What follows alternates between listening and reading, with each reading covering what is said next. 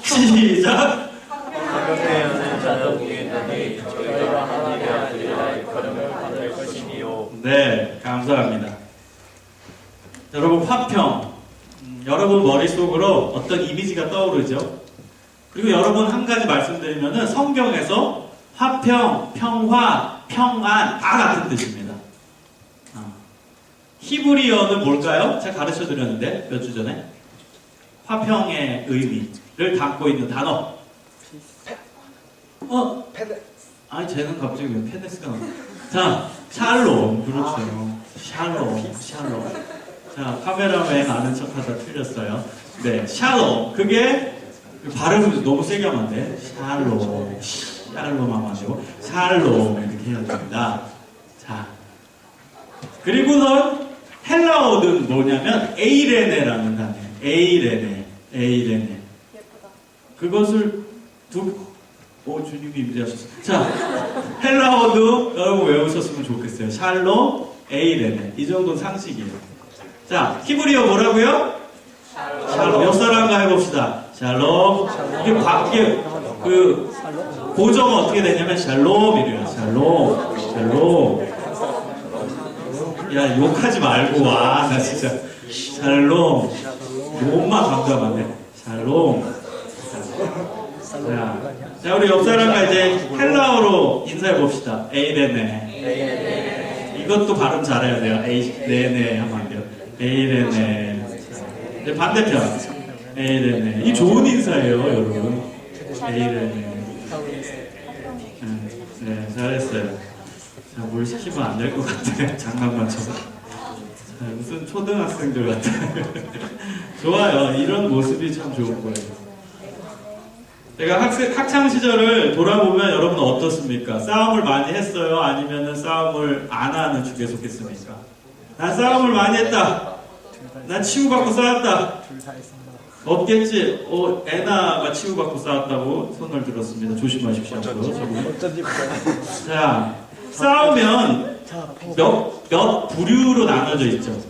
그 옆에서 싸움을 보는 사람이 있고, 그 다음에 모르는 척하는 사람이 있고, 그 다음에 오히려 싸움을 부추기는 친구도 있어요. 굉장히 질이 나쁜 친구죠. 싸움을 부추기는 사람 안 좋아요. 그 다음 마지막 소수지만 적극적으로 싸움을 말리는 친구가 있습니다. 여러분은 어떤 유형에 속합니까? 소수. 적극적으로. 역시 진우 역시 적극적으로 말린다고 얘기를 합니다. 저는 싸움을 잘 말렸어요. 솔직히. 근데 믿거나 말거나 하지만 제가 아주 기억나는 싸움이 있어요. 초등학교 때 두 친구가 저랑 되게 친했던 두 친구가 반에서 싸운 거예요. 그래서 제가 중간에서 말렸어요. 말렸는데 싸우다 보니까 남자애들은 이렇게 치고받고 싸우거든요. 날 때린 거야. 그래서 내가 걔랑 싸웠어. 싸움의 대상이 바뀌었어. 둘이 말리다가 그러니까 실수로 때렸는데 거기에 내가 화나가지고 때린 애랑 싸웠어. 그런 부족했던 모습이 있습니다. 깊은 산 오솔길 옆에 자그마한 연못에 예쁜 붕어 두 마리가 살았습니다. 근데 붕어 두 마리가 내가 이 연못을 차지할 거야 하고 둘이 싸운 거예요. 둘이 싸우다가 한 마리의 붕어가 죽었어요.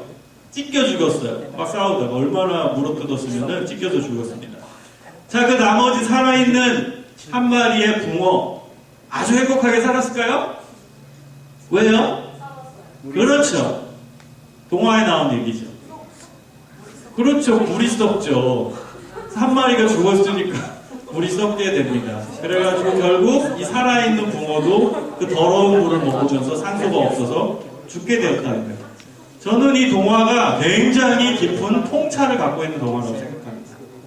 둘이 싸우면 한 놈은 이겨야 되고 한 놈은 져야 되고, 그러면 이긴 놈이 굉장히 행복할 것 같아요. 승리할 것 같고 자존심이 세워져서 너무나 좋을 것 같은데 결국에는 둘 다 망한다는 거예요. 그게 성경의 가르침입니다. 싸우면 둘 다 승리하는 것도 아니고 둘 다 지는 겁니다. 둘 중에 한 명만 사는 것도 아니에요. 둘 다 지게 된다는 거예요. 자, 오늘 본문은 화평케 하는 자예요. 영어로 표현하면 아주 단순합니다. 피스메이커. 어떤 의미가 들어있을까요? 피스메이커. 헬라어는 호이, 에이렌의 포이오이라는 단어인데 이거는 굉장히 적극적으로 하는 의미를 갖고 있어요. 그냥 지나가다가 누가 싸워왔어요. 그러면은 말려야지 하고 말리는 차원이 아니에요. 여기서 화평케 하는 자, 피스메이커의 의미는 싸우는 곳에 일부러 찾아가서 말리라라는 뜻이에요.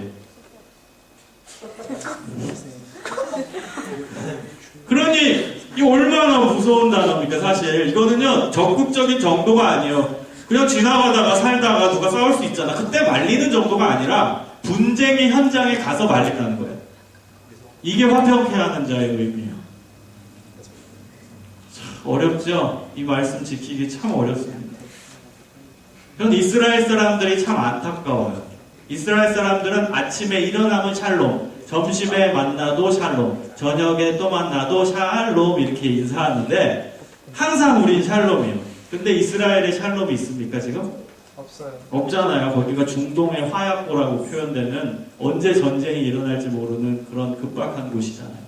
너무나 안타까워요. 이스라엘 내부에서는 팔레스틴과 계속 싸우고 있고 언제 죽을지 모르고 언제 폭탄 테러가 일어날지 모르고 그런 상황이 지금 이스라엘 지역입니다. 제가 이스라엘에 가봤는데 이스라엘에 관광객이 갈 수 있는 지역이 있고 갈 수 없는 지역으로 나눠져 있습니다.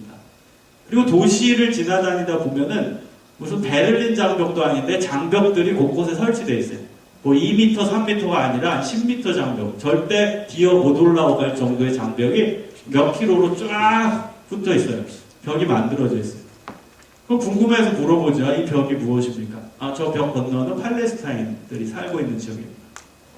언제 싸울지 모르기 때문에 아예 싸우다가 벽을 만들어서 서로 왕래를 못하게 만들었습니다.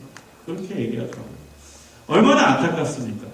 그들의 인상 가운데서는 항상 샬롬 샬롬 평화 평화 외치고 있지만 정작 그들의 삶에서는 평화가 없습니다.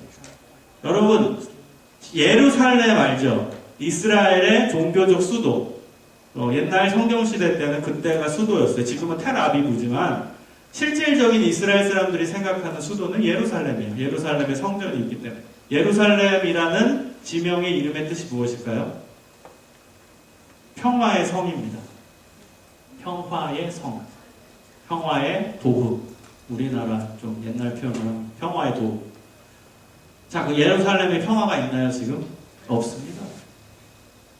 맨날 누구 죽어나가고, 폭탄 테러가 지금 언론에 공개 안 된 게 얼마나 많은 줄 아십니까? 큰 것만 나지, 10명 이하로 죽은 거는 나오지도 않아요, 언론에. 그런 지역이 지금 예루살렘입니다. 이게 참 아이러니고, 참 안타까워요. 한번 우리의 삶을 돌아보자고요. 여러분 정말 평화가 있어요? 우리가 교회 안에서도 평화를 얘기하지만 저는 우리 교회가 우리 청년부 안에서는 평화가 있다고 저는 믿습니다. 예. 근데 여러분 한국 교회를 보면 안타까운 면이 많아요. 한국 교회는 지금 외부의 공격도 받고 있지만 내부의 분열도 심각합니다. 내부의 분열이라는 의미는 서로 평화하지 못하다는 거예요. 교인들끼리 싸워요. 장로님과 목사님이 싸워요. 평화가 없어요. 그게 외부적인 문제보다 더 심각합니다. 한국교회가 지금 다운되고 추락되고 있는 그 외적인 공격보다도 내부적 분열이 더 심각합니다. 평화가 없어요. 교회에서 평화를 외치고 있지만 실질적으로 진짜 평화가 없는 이 시대. 그게 너무나 안타까운 것 같습니다. 평화. 예수님은 평화를 그렇게 외치고 그렇게 평화를 위해서 사셨지만 정작 예수님을 따르는 우리는 진짜 평화가 있는가? 진짜 샬롬과 에이레네가 있는지 한번 체크해봐야 됩니다. 10초간 여러분에게 시간을 또 드릴게요. 이젠 여러분의 삶을 보세요. 평화가 있습니까? 여러분의 마음이 요동되고 있지는 않습니까? 예수님을 믿음에도 불구하고 계속 요동치는 내 마음. 결코 잠잠해지지 않는 내 마음. 외부의 환경 때문에, 어려움 때문에, 힘든 일 때문에 계속 요동치는 내 마음. 그거 평화하지 못하는 겁니다. 우울하고 감정의 기복이 왔다 갔다 해서 분노했다가 차분해졌다가 또 우울했다가 또 분노했다가 또 차분해졌다가 웃었다가 울었다가 막 내 감정을 주체 못하는 이 상황. 내 마음이 지금 평화하고 있지는 않습니까? 평화하지 못하고 있지는 않은지 살펴봐야 합니다. 여러분 하나님께서 이 세상을 태초에 창조하셨을 때 그 다음에 에덴 동산을 만드셨을 때 그때 에덴 동산은 평화의 동산입니다. 그래서 우리 찬양 중에 평화의 동산 이런 찬양이 있어요. 그게 에덴 동산을 의미해요. 왜 웃습니까? 자, 평화의 동산. 하나님은 태초에 사람이 살 수 있는 환경을 만드셨거든요. 그것이 에덴 동산이에요. 에덴 동산에 누가 살았죠? 아담과 하와가 살았죠. 아담과 하와가 살았을 때 둘이 싸웠을까요? 맨날 부부싸움 했을까요? 아니면 평화했을까요? 평화했어요. 근데 언제 그 평화가 깨지죠? 예, 사탄의 유혹 때문에 선악과를 따먹었을 때, 다시 말하면 죄를 지었을 때, 그때 평화가 깨지게 됩니다. 평화가 깨지게 되자 나타나는 인간의 반응이 무엇인 줄 아세요? 첫 번째, 아담의 반응입니다. 무서워서 덜덜덜 떱니다. 마음의 평화가 깨진 거예요. 자기 안에 있는 내면의 평화가 깨진 거예요. 어떻게 할 줄을 몰라요. 주체하지 못하는 이 두려움. 그래서 아담은 숨지요. 하나님이 언제 나타날지 몰라서 무서워서 숨습니다. 그 선악과를 따먹기 이전, 죄를 짓기 이전에는 하나님과 대화했던 존재가 아담이에요. 대화한다는 것은 관계가 좋다는 의미입니까? 나쁘다는 의미입니까? 좋다는 의미죠. 관계가 좋으니까 대화가 되지. 여기도 친해야 대화가 되지, 친하지 않는데 대화가 됩니까? 안 되죠. 전제는, 대화의 전제는 친해야 돼요. 진짜 대화. 그냥 피상적인 안녕, 밥 먹었냐? 이런 대화 말고. 자신의 삶을 내려놓고 자신의 삶을 다 오픈할 수 있는 대화는 친해야 가능한 거예요.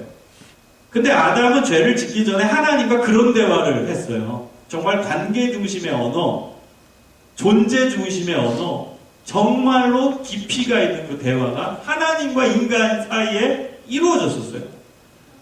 근데 죄가 들어온 이후에 하나님과의 관계가 단절되면서 제일 먼저 나타나는 반응이 아담이 두려워합니다. 그래서 숨습니다. 마음의 평안이 깨져요. 불안하다는 건 마음의 평안이 없다는 거예요. 그 다음 두 번째 어떤 평화가 깨졌냐? 관계적인 평화가 깨졌어요. 관계적인 평화. 자, 아담과 하와가 이전의 상태처럼 그렇게 금술이 좋은 부부였을까요? 아니에요. 어떻게 알 수 있죠? 죄를 짓고 나서 하나님이 이제 드디어 딴 하고 나타납니다. 짠 하고 나타나서 누가 그거 선악과 먹으라고 했냐? 이 질책을 하시죠. 그때 아담의 반응, 제가 잘못했습니다. 제가 죽을 죄를 졌습니다. 주님, 이 여자 잘못한 거 하나도 없습니다. 저를 벌내려 주시옵소서. 이렇게 얘기했을까요? 아니에요. 뭐라고 얘기할게요? 네. 성경에 보면은 정확한 표현입니다. 이것은요, 그 원어를 안 봐도 한국어 번역이 정말 잘 돼 있어요. 이 여자가 내게 준 선악과를 먹었습니다. 이 여자가 잘못했습니다. 자기 아내라고도 표현 안 해요. 이 원어도 그렇게 돼 있어요. 완전히 모르는 사람처럼. 이 여자가. 관계가 깨졌어요. 여러분도 남자친구, 여자친구 있는 친구들 싸우다가 이 남자가, 이 여자가 그런 적 있죠. 조심하세요. 그건 참 안 좋은 단어입니다. 평화가 깨진 거예요. 관계상의 변화가 단절이 됐어요. 관계상의 평화가 깨지게 됐다는 거예요. 하나님과의 관계가 깨졌어요. 그 다음 뭐가 깨졌어요? 자기 내면의 평화가 깨졌어요. 세 번째, 관계 단절이 왔어요. 관계 속에서 평화가 깨졌어요. 그 다음 또 마지막 평화, 어떤 평화가 깨졌냐? 아담과 하와 사이에 또 다른 존재가 등장인물이 있어요. 누구예요? 그렇죠. 그거 뭐죠? 뱀이에요. 원래 뱀은 사탄이 아니에요. 사탄이 뱀 안에 들어가서 가장해서 온 거지. 원래 뱀은 하나님이 창조하신 그냥 동물 중에 하나일 뿐이에요. 자연이에요, 자연. 그러니까 거기서 의미를 찾으면은 이제 자연과도 평화가 깨진 거예요. 동물과도 평화가 깨지게 되는 거예요. 동물과도 단절이에요. 자연과 단절.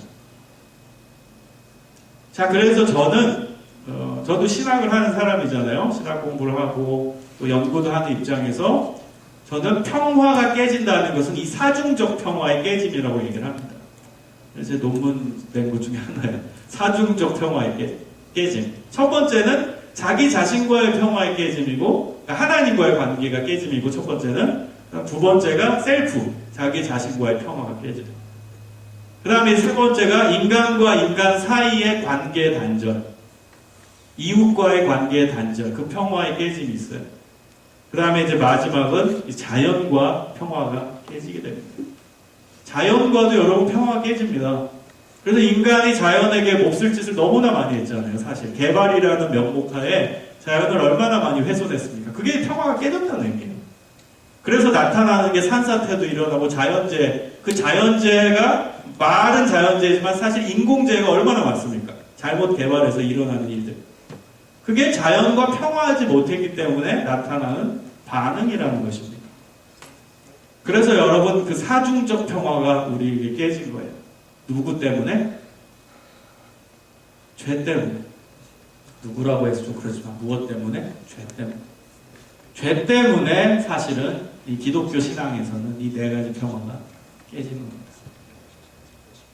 자, 그럼 어떻게 회복이 돼야 될까? 다시금 평화가 오려면 어떻게 해야 될까? 일단은 하나님은 성경을 통해서 평화가 다시 오는 것이 가능하다고 얘기합니다. 그리고 다시 평화의 세계를 언급을 하세요. 예언서에. 그 다음 요한계시록에 언급을 합니다. 대표적인 데가 이사야서 11장 6절 이하입니다. 한번 여러분 찾아봤으면 좋겠어요. 이것이 마지막 종말 때 다시금 평화의 세계가 올 수 있다는 가능성을 하나님이 얘기하신 거예요. 이거는 미래입니다. 미래. 지금 이루어지지 않은 최종의 인간사회 맨 마지막에 일어날 일에 대한 비전이에요. 하나님이 다시금 희망을 주신 겁니다. 그게 이사야서 11장 6절입니다. 성경책 있으신 분은 한번 찾아보세요. 자, 읽어봅시다. 시작.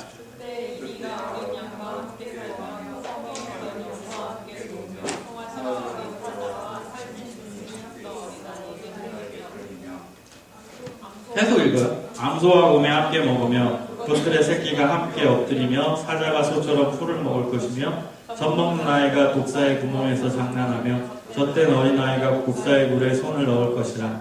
내 거룩한 산 모든 곳에서 해됨도 없고 상함도 없을 것이니.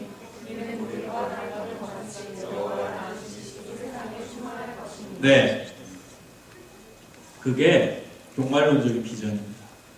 마지막 때 하나님이 회복시켜 주실 그 나라, 회복시킬 그 공간에는 참 평안이 임한다는 거예요. 참 평화가 임해서 얼마나 여러분 재밌습니까? 굉장히 동화 같은 얘기죠. 이리가 늑대 같은 애들이 어린 양과 함께 산대요. 원래 늑대는 뭘 먹고 살아요? 양을 먹고 살아요. 어린 양 조심하세요. 자, 그리고 표범이 어린 염소와 함께 눕고, 이게 말이 됩니까? 게다가 어린아이가 암소, 곰이 함께 먹고 어린아이가 독사의 구멍에서 장난한대요. 그래도 독사가 물지 않는 참 평화의 세계를 언급한 거예요. 그래서 여러분 종말론적인 맨 마지막에 이루어질 그 평화의 세계는 자연도 같이 들어옵니다. 그러니까 단순하게 인간과 하나님과의 관계만 들어오는 게 아니라 자연도 같이 들어오는 평화예요. 여기 보세요. 완전 자연이잖아요. 뭐 송아지, 염소, 표범 다 동물이잖아요. 그 자연과 함께 이루어지는 참된 평화의 세계를 하나님이 약속을 하셨다는 것입니다. 자, 그러면 그 중간, 지금 현실은 평화하지 못하고, 그 다음에 종말론적인 비전은 평화할 수 있다고 하나님이 가능성을 주십니다. 그럼 그 중간에 뭔가가 있는 거죠. 그 중간에 해결책이 있다는 뜻인데, 원인은 죄였어요. 죄 때문에 결국 평화가 깨졌고, 그러면 돌려 얘기하면 죄가 이 세상의 문제를 해결해 준다면, 이 세상의 죄의 문제를 누군가가 해결해 준다면 참된 평화가 이루어질 수 있다는 공식이 나오는 거예요. 그게 기독교의 신앙이죠. 그 죄를 없애주시는 분이 누구시죠? 예수 그리스도인 거예요. 그래서 예수님의 사역을 여러분 너무나 추상적으로 생각하지 마세요. 예수님의 사역은 그냥 내 죄를 없애셔가지고 나 그냥 천국 가기 위해서 필요한 존재라. 너무나 여러분은 단편적인 예수님의 사역만 알고 있어요. 예수님의 사역을 넓히면 평화의 사역입니다. 평화의 사역. 에베소서 2장 13절에 보면 그는 우리의 화평이신지라. 예수님의 존재 자체가 화평이라고 얘기를 합니다. 예전에 요한일서 4장 8절 제가 말씀드렸죠. 하나님은 사랑이시라. 어떤 존재를 표현할 때는 형용사를 쓴다고 얘기했습니다. 제가 여러분에게. 그래서 제가 예를 들어 어떻게 민기 형제는 뭐 예쁘다. 그래서 내가 웃었죠. 말이 웃기다고 민기 형제는 예쁘다. 그래서 기억나요? 이거 다 잊어먹었구만. 아무튼 누구를 표현할 때는 형용사를 써요. 어떤 자매는 아름답다, 예쁘다, 멋있다, 형용사를 써요. 근데 하나님에 대해서 속성을 표현할 때 하나님 멋있다, 하나님 좋은 분이다 형용사를 쓰는 게 아니라 하나님은 사랑이시다라는 존재 자체, 명사형으로 얘기한다는 거예요. 마찬가지로 예수님에게 표현할 때 그는 우리의 화평이신지라, 화평이라는 명사로 끝내요. 존재로 끝내요. 존재는 그 자체란 뜻이에요. 그걸 표현하는 형용사가 아니라 비슷한 그런 존재가 아니라 그 존재 자체라는 거예요. 화평스러운이 아니라 평화스러운이 아니라 평화 자체라는 거예요. 예수님은 평화예요. 예수님은 화평이에요. 그래서 여러분 예수님의 사역을 그냥 우리 천국 가게 하시는 사역이다 이 정도만 알면 안 돼요. 예수님은 우리 안에 내면의 평화를 이루시기 위해, 또 이웃 간의 평화를 이루시기 위해, 또 자연과의 평화를 이루시기 위해, 또 하나님과 관계 속에서의 평화를 이루시기 위해 오신 분이다. 그렇게 여러분 이제 예수님의 사역을 이해했으면 좋겠어요. 예수님은 내 내면의 문제를 해결해 주려고 오신 분이에요.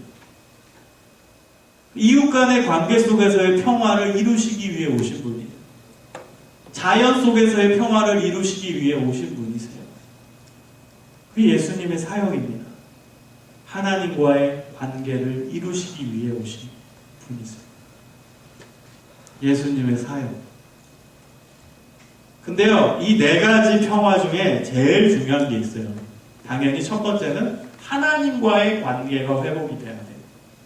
하나님과의 관계, 수직적인 관계가 회복되면 수평적인 관계에서 인간 대 인간, 또 인간과 자연, 그 다음 내 스스로의 그 화평이 이루어질 수 있어요. 여러분 경험해 보세요. 너무나 놀랍습니다. 저는 목사니까 조금 더 영적일 거 아닙니까? 그래서 이거를 되게 많이 느껴요.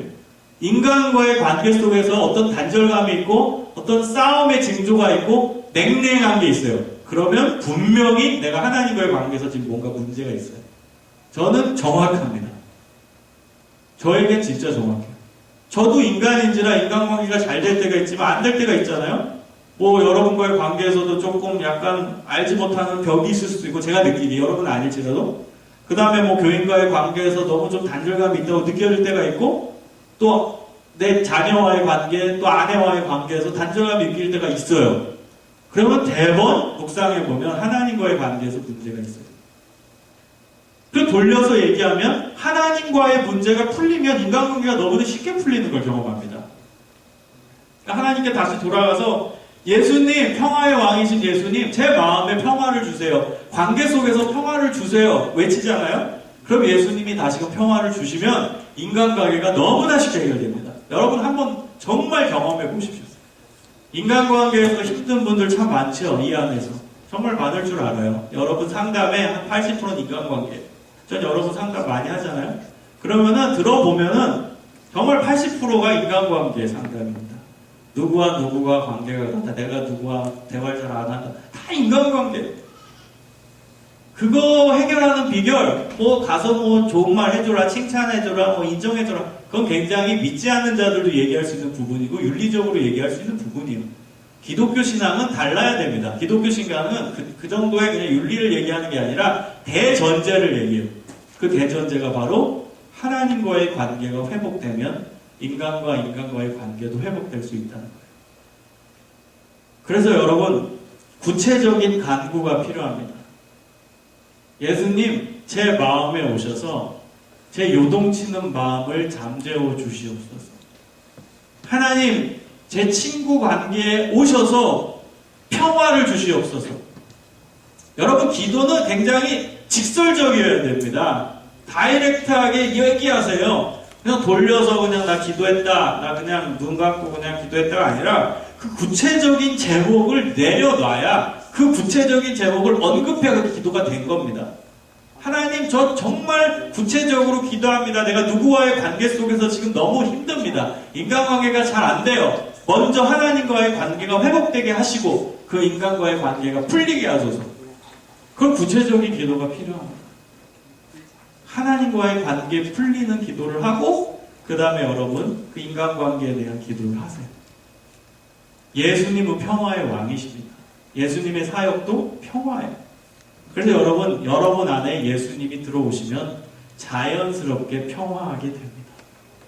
너무나 쉽게 그 인간관계가 풀리는 것을 살펴볼 수 있어요. 오늘부터 여러분 꼭 기도하세요. 사중적 평화입니다. 첫 번째 어떻게 기도하라고요? 하나님과의 관계 속에서 평화가 임하게 하소서. 두 번째는 내 안에 요동치는 마음 잠재우고 내 마음이 평화하게 하소서. 세 번째는 인간과의 관계에서의 평화가 이루어지게 하소서. 마지막 이 기도 드려야 되고 종말론적인 비전 때문에 기도해야 되는 거예요. 자연과 평화하게 하소서. 우리가 자연을 너무 훼손했습니다. 우리가 자연을 아끼지 못했습니다. 자연과도 화해할 수 있도록 인도해 주세요. 예수님 평화의 왕이여 오시옵소서. 저에게 임하여 주시옵소서. 그런 기도를 여러분 꾸준히 드리세요. 기도밖에는 없어요. 정말로. 그럼 지치지 말고 계속 기도해 보세요. 똑같은 주제를 가지고 그 기도의 양을 늘려가는 것도 너무나 중요한 기도의 훈련입니다. 오늘 이 기도 제목 했으니까 이제 당분간 1년 동안 안 해도 되겠지, 3개월 동안 안 해도 되겠지가 아니라 똑같은 기도를 매일 반복하는 훈련도 해보세요. 그 기도의 훈련에서 아주 중요합니다. 똑같은 제목 한 달씩 해보세요. 이번 한 달은 내가 평화를 위해 기도하겠다. 평화 주시옵소서. 그 사중적 평화를 위해 매일매일 기도해보세요. 정말 내가 하라는 대로 해요. 여러분 저 믿죠? 저 사기꾼 아닙니다. 한번 해보라면 해봐요. 하나님이 말씀하셨고 또 하나님 말씀을 대언해서 제가 여러분에게 하고 있습니다. 그러니까 여러분 기도가 쌓이면 정말 그렇게 이루어지는 걸 경험해요. 아멘. 정말 경험해요. 저도 이제 설교자로 쓴 지 16년 됩니다. 얼굴은 20대 초반 같지만, 그쵸? 뭐야, 아씨, 이러고 있어. 아무튼, 근데요, 제 설교가 변화된 것을 제가 경험해요. 정말 20대 초반에 처음에 그 전도사 시절 때 했던 그 설교, 똑같은 평화에 대한 설교지만, 지금 여러분에게 하는 평화의 설교가 완전 다릅니다. 그 당시 초반에 제가 10년 이전에 그때 설교했을 때 그 설교의 원고를 잘 살펴보면 평화에 대한 설교도 굉장히 윤리적이에요. 예를 들면 친구 관계가 깨졌다 그럼 찾아가서 칭찬해 주기. 첫 번째, 칭찬해 줍시다. 두 번째, 그 사람의 이야기를 잘 들어줍니다. 셋째, 잘 보세요. 그게 기독교 신앙과 무슨 관련이 있는가? 관련 없습니다. 그건 믿지 않는 자도 얘기하는 거고 타종교에서도 다 그렇게 얘기해요. 타종교에서도 싸우라고 얘기합니까? 평화라고 그러죠. 다 평화라고. 그럼 기독교 신앙의 것이 무엇이냐는 거예요. 기독교 신앙은 과연 그걸 제가 간파한 거예요. 그래서 제 설교가 변화됐다는 거예요. 기독교 신앙이 다른 종교와 다른 평화에 대한 논의가 뭐냐? 예수님이라는 예수님이 평화의 왕이고 평화의 사역이니까 그 예수님이 여러분 마음 가운데 오시면 그런 평화가 자동으로 이루어진다. 그걸 저도 깨달아서 더 간단해졌죠. 설교의 내용. 진짜 간단하죠. 오히려 첫째, 다가가가지고 칭찬합시다. 칭찬은 어떻게 하는 거고. 두 번째, 들어줍시다. 듣는 비결. 상담학에서 보면 이러고. 더 복잡하죠. 근데 지금 제 설교는 되게 간단하잖아요. 저도 이게 답이니까 간단하게 얘기하는 거예요. 그거 세세하게 가서 상담학 공부해서 얘기할 필요 없어요. 예수님이 여러분 안에 들어오면은 정말 놀랍게 여러분 마음이 평화하잖아요? 그럼 인간관계도 평화가 찾아와요. 그래서 핵심은 예수님이 여러분 안에 있는 거예요. 여러분 안에 역사하시는 거예요. 하나님과의 관계에 평화가 이루어집니다.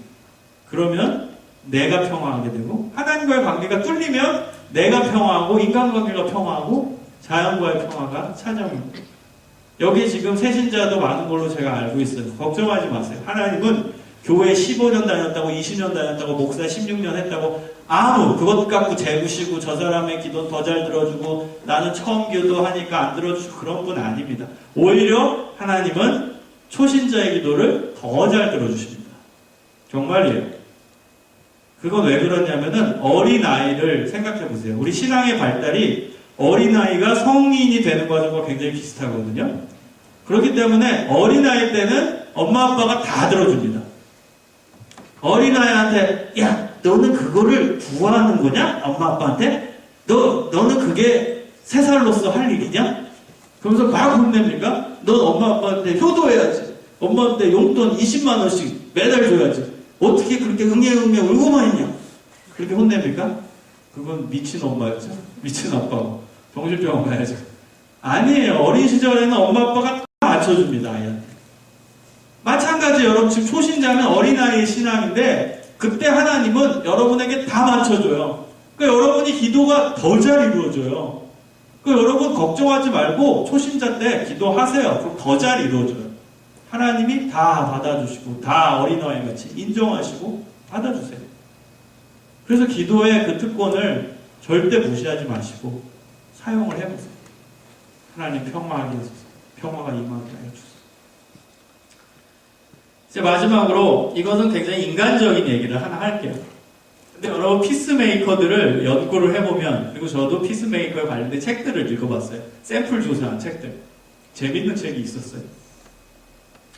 그 내용인즉슨 피스메이커는 얼굴이 다르다. 뭐 잘생겼다 이게 아니라 무슨 의미겠어요? 밝다는 거예요. 피스메이커의 특징은 얼굴에 웃음기가 있어요. 밝아요. 예를 들어볼게요. 이런 사람이 피스메이커가 되겠어요? 트러블 메이커겠죠. 자, 그러니까 여러분 피스메이커는 얼굴에서 딱 나타나요. 자, 우리 교인, 우리 청년부 중에 누가 피스메이커일까? 객관적으로 누굴까? 귀여운데. 찬영자매. 찬영자매가 되게 피스메이커. 맞지? 아니라고 저기 찬양 잘해놓고 또 평화를 깨는 사람이 있습니다. 우리 찬양인도절 한번 물어볼까요? 상봉 형제 피스메이커예요?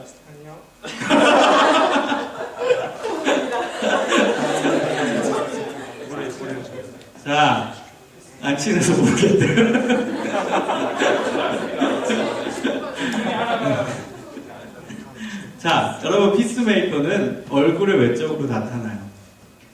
근데 기독교의 신앙도 이거 매치가 돼서 제가 말씀을 드리는 거예요. 윤리적인 게 아니라 기독교 신앙과 매치가 돼서. 내가 기뻐서 웃는 게 아니라 웃으면 기쁠 일이 찾아온다. 이게 기독교의 신앙입니다. 정말이에요. 내가 감사할 조건이 있어서 감사하는 게 아니라 감사를 했더니 감사할 조건이 왔다. 이건 기독교의 신앙입니다. 내가 웃으면은 정말 평화할 일이 찾아오는 거예요. 평화해서 웃는 게 아니라 내가 먼저 웃는 거죠. 평화의 얼굴을 갖추는 거죠. 평화를 얘기하면서 맨날 인상 쓰고 맨날 싸우려는 표정을 짓고 있고 막 인상 쓰고 있고 그건 아니잖아요. 난 평화하고 있다는 증거를 보여줄 수 있어야 되고 그걸 내가 먼저 하나님 저는 평화를 원합니다 라고 선포할 수 있는 거예요. 그게 외적인 자세예요. 난 평화를 원합니다라고 하나님께 선포하는 게 그 외적인 얼굴 표정이에요. 그래서 여러분 얼굴 관리를 잘 하세요. 맨날 인상 쓰지 말고 땅만 보지 말고 웃으면서. 그렇지. 너무 웃어. 저기 맨 뒤에는 너무 웃는 카메라맨이 있지만 일단 잘 웃는 거 참 좋습니다. 평화하는 얼굴. 그럼 누구든 다가가고 싶은 거예요. 여러분 딱 봤을 때 아, 저 사람한테는 얘기하고 싶지 않다. 이런 사람 있잖아요. 그 사람들 특징이 뭡니까? 인상 쓰고 있어요. 근데 웃고 있는 사람한테는 왠지 가서 얘기하고 싶어요. 평화에 대한 오픈 마인드가 있는 거예요. 그래서 그 외적인 자세는 너무나 중요합니다. 지금은 돌아가셨지만 황수관 박사님 알잖아요. 그분이 얼굴 굉장히 무섭게 생긴 분인지 아세요, 여러분? 원래 그분이 웃지 않는다고 상상해 보세요. 되게 무서운 분입니다. 그래서 그분이 기독교 신앙을 가지고 나서 자기가 의도적으로 거울을 보고 웃는 연습을 했대요. 이분이 장로님이셨는데 기독교 신앙을 중간에 갖게 됐어요. 그러면서 하나님, 예수님을 체험하고 너무나 놀랍게 변화됐어요. 그리고 변화되고 나서 자기가 제일 먼저 실천한 게 웃자였대요. 근데 자기 얼굴을 거울로 봤더니 너무나 무섭게 생겼어요. 그래서 거울 보고 맨날 웃는 연습을 하고 다녔다는 거예요.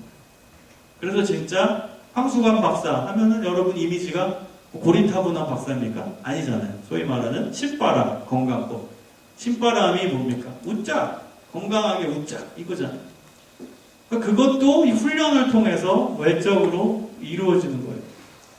여러분, 그럴 때 하나님이 정말 감사할 조건도 주시고 하나님이 놀라운 은혜를 주세요. 여러분, 황수관 박사님 대단한 분인 거 알죠? 그분이 그게 대단하다는 게 어떤 외적인 큰 일을 해서 대단하다는 게 아니라 기독교 신앙에서 봤을 때는 정말 하나님이 기뻐하실 모습들이 있었고 그래서 하나님이 그의 삶을 인도해 주신 부분이 많았다는 뜻입니다. 그분은 원래는 지방대에 나오셨어요. 지방대에서 의대도 아니고 생물학과를 나왔어요. 그래서 생물학을 전공하고 있었는데 여러분 어느 날 이제 서울로 무슨 연구 학회가 있어서 갈 일이 있었는데 그 버스 정류장 옆에 어떤 노인을 만난 거예요. 그래서 그 노인과 친해져가지고 얘기를 하는데 예수님 만난 이후의 얘기입니다. 그 노인분이랑 너무나 깊이 있는 교제가 된 거예요. 그리고 이 노인분이 이 젊은 그 당시 젊었대요. 한 30대 후반 정도 됐을 그 젊은 사람 보고서 참 이 사람 잘 웃네. 그 다음에 참 열정이 있네. 삶에 대한 열정. 자네 어느 학교에 있나? 그랬더니 뭐 어디 지방의 학교에서 지금 대학원 과정에 끝내고 뭐 연구하고 있습니다. 그 얘기한 거예요. 근데 그 옆에 있던 그 노인이 알고 봤더니 연세대학교의 유명한 의과대학 교수였던 거예요. 그래서 그분이랑 연결이 돼서 연대 교수가 된 거예요. 그러니까 여러분 이런 우연을 우연으로 보지 말라고요. 하나님의 보너스로 보세요. 여러분 믿는 자들은요. 이렇게 웃고 정말로 다른 사람에 영향력을 끼치려고 노력하고 감사하려고 노력하면 정말 감사할 조건을 하나님이 붙여주세요. 그걸 경험하는 게 너무나 필요해요. 하나님의 도우심이에요. 경제학에서 얘기하는 보이지 않는 손이에요. 보이지 않는 손이 하나님의 손이 우리를 돌봐주시는 거예요. 보너스도 주시는 거예요. 그 보너스만 바라보고 신앙생활하면 문제가 있지만 신앙생활을 잘 하다가 받는 보너스는 감사한 일입니다. 그 축복이에요. 그래서 여러분 오늘 평화에 대해서 얘기했습니다. 예수 그리스도가 여러분 마음 가운데 평화를 주시도록 여러분 구체적인 평화, 사정 평화를 위해 기도하십시오. 그 다음에 나는 평화에 대해 오픈합니다. 라는 선포를 얼굴로 표현하십시오. 외적 표현으로 하십시오. 그리고 사람들에게 다가가서 평화의 인사를 나누고 평화의 선포를 했으면 좋겠습니다. 우리가 아까 축복송 많이 했는데 축복의 전제는 평화입니다. 축복한다 놓고 싸우는 경우가 있습니까? 축복은 평화의 가장 적극적인 모습이에요. 나는 당신을 축복한다. 그건 당신과 평화하고 싶다는 표현입니다. 그래서 여러분 축복이 되려면 먼저 평화해야 돼요. 그 평화가 여러분 안에 있었으면 좋겠고요. 여러분의 삶을 변화시키고 여러분 인생의 참된 하나님의 행복으로 가득 채워지기를 주님의 이름으로 축원합니다. 아멘. 우리 함께 기도하겠습니다. 하나님 저희들에게 평화를 주십시오. 평화하고 싶습니다. 하나님의 참 평안이 저에게 임하게 하여 주옵소서.